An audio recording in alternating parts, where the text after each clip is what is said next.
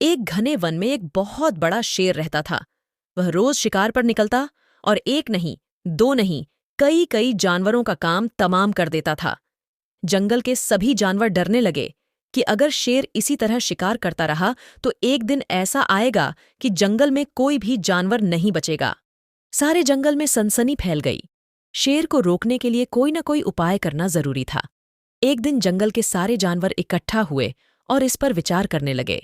अंत में उन्होंने तय किया कि वे सब शेर के पास जाकर उनसे इस बारे में बात करेंगे। दूसरे दिन जानवरों का एक दल शेर के पास पहुंचा। उन्हें अपनी ओर आते देख शेर घबरा गया और उसने गरज कर पूछा, क्या बात है? तुम सब यहां क्यों आए हो? जानवर दल के नेता ने कहा, महाराज, हम आपके पास निवेदन करने आए हैं। आप राजा हैं और हम आपकी प्रजा। जब आप शिकार करने निकलते हैं तो बहुत जानवर मार डालते हैं। आप सबको खा भी नहीं पाते। इस तरह से हमारी संख्या कम होती जा रही है। अगर ऐसा ही होता रहा तो कुछ ही दिनों में जंगल में आपके सिवाय और कोई भी नहीं बचेगा। प्रजा के बिना राजा भी कैसे रह सकता है? यदि हम सभी मर जाएंगे तो आप भी राजा नहीं रहेंगे। हम चाहते हैं कि आप सदा हमारे राजा बने रहें। आपसे हमारी विनती है कि आप अपने घर पर ही रहा करें। हर रोज स्वयं आपके खाने के लिए एक जानवर भेज दिया करेंगे। इस तरह से राजा और प्रजा दोनों ही चैन से रह सकेंगे। शेर को लगा कि जानवरों की बात में सच्चाई है।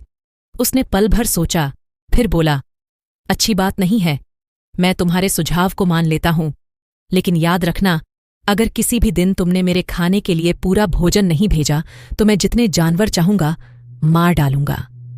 जानवरों के पास तो और कोई चारा नहीं था, इसलिए उन्होंने शेर की शर्त मान ली और अपने अपने घर चले गए। उस दिन से हर रोज शेर के खाने के लिए एक जानवर भेजा जाने लगा। इसके लिए जंगल में रहने वाले सब जानवरों में से एक एक जानवर बारी बारी से चुना जाता था। कुछ दिन बाद खरगोशों की बारी भी आ गई। शेर के भोजन के लिए एक नन्हे से खरगोश को चुना गया। वह खरगोश जितना छोटा था उतना ही चतुर भी था। उसने सोचा, बेकार में शेर के हाथों मरना मूर्खता है। अपनी जान बचाने का कोई न कोई उपाय अवश्य करना चाहिए और हो सके तो कोई ऐसी तरकीब ढूंढनी चाहिए जिसे सभी को इस मुसीबत से सदा के लिए छुटकारा मिल जाए। आखिर उसने एक तरकीब सोच ही निकाली। खरगोश धीरे धीरे आराम से शेर के घर की ओर चल पड़ा। जब वह शेर के पास पहुंचा तो बहुत देर हो चुकी थी।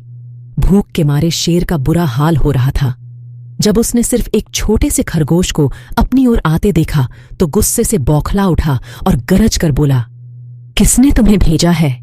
एक तो पिद्दी जैसे हो, दूसरा इतनी देर से आ रहे हो।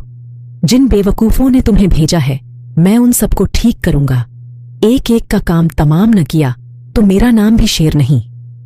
नन्हे खरोघर्ष ने आदर से झुककर बोला, महाराज, अगर आप कृपा करके मेरी बात सुन लें तो मुझे या और जानवरों को दोष नहीं देंगे। वे तो जानते थे कि एक छोटा सा खरगोश आपके भोजन के लिए पूरा नहीं पड़ेगा, इसलिए उन्होंने 6 खरगोश भेजे थे। लेकिन रास्ते में हमें एक और शेर मिल गया। उसने 5 खरगोशों को मारकर खा लिया। यह सुनते ही शेर दहाड़कर बोला, क्या कहा? दूसरा शेर? कौन है वह? तुमने उसे कहां देखा? महाराज, वह तो बहुत ही बड़ा शेर है। खरगोश ने कहा, वह जमीन के अंदर बनी एक बड़ी गुफा में से निकला था। वह तो मुझे ही मारने जा रहा था, पर मैंने उससे कहा, सरकार, आपको पता नहीं कि आपने क्या अंधेर कर दिया है। हम सब अपने महाराज के भोजन के लिए जा रहे थे, लेकिन आपने उनका सारा खाना खा लिया है। हमारे महाराज ऐसी बातें सहन नहीं करेंगे। वे जरूर ही यहां आकर आपको मार डालेंगे। इस पर उसने पूछा, कौन है तुम्हारा राजा? मैंने जवाब दिया, हमारा राजा जंगल का सबसे बड़ा शेर है।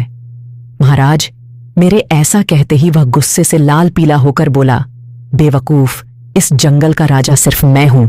यहां सब जानवर मेरी प्रजा हैं। मैं उनके साथ जैसा चाहूं वैसा कर सकता हूं। जिस मूर्ख को तुम अपना राजा कहते हो, उस चोर को मेरे सामने हाजिर करो। मैं उसे बताऊंगा कि असली राजा कौन है। महाराज, इतना कहकर उस शेर ने आपको लिवाने के लिए मुझे यहां भेज दिया। खरगोश की बात सुनकर शेर को बड़ा गुस्सा आया और वह बार बार गरजने लगा। उसकी भयानक गरज से सारा जंगल दहलने लगा। मुझे फौरन उस मूर्ख का पता बताओ, शेर ने दहाड़कर कहा। जब तक मैं उसे जान से न मार दूं, मुझे चैन नहीं मिलेगा। बहुत अच्छा महाराज, खरगोश ने कहा, मौत ही उस दुष्ट की सजा है। अगर मैं और बड़ा और मजबूत होता तो मैं खुद ही उसके टुकड़े टुकड़े कर देता। चलो, रास्ता दिखाओ, शेर ने कहा। फौरन बताओ किधर चलना है। इधर आइए महाराज, इधर। खरगोश रास्ता दिखाते हुआ शेर को एक कुएं के पास ले गया और बोला, महाराज, वह दुष्ट शेर जमीन के नीचे किले में रहता है। जरा सावधान रहिएगा। किले में छुपा दुश्मन खतरनाक होता है। मैं उससे निपट लूंगा, शेर ने कहा। तुम यह बताओ कि वह है कहां? पहले जब मैंने उसे देखा था तब तो वह यहीं बाहर खड़ा था। लगता है आपको आता देखकर वह किले में घुस गया। आइए, मैं आपको दिखाता हूं। खरगोश ने कुएं के नजदीक आकर शेर से अंदर झांकने के लिए कहा।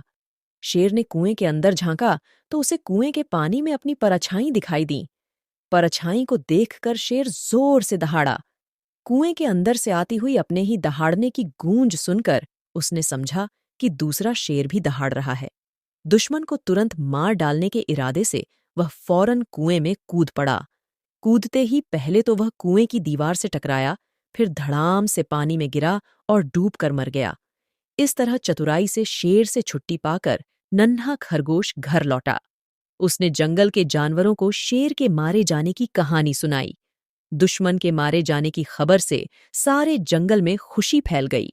जंगल के सभी जानवर खरगोश की जय जयकार करने लगे।